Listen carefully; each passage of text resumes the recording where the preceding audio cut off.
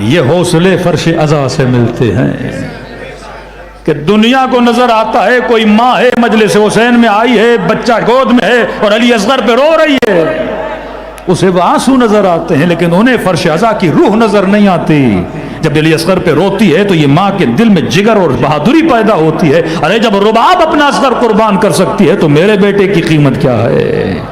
جب یہ بوڑھا فرش عزا پہ آ کے علی اکبر کے مصائب پہ روتا ہے، تجھے وہ مصائب کے آنسو نظر آتے ہیں، لیکن وہ جگر حسین نظر نہیں آتا کہ جب حسین دین پر اپنے 18 سال کا جمع قربان کر سکتا ہے تو میرے بیٹے کی قیمت کیا ہے۔ کبھی دیکھا کہ وہ باپ 5 بچے قربان کرے لیکن چہرے پہ شکن نہ ہو؟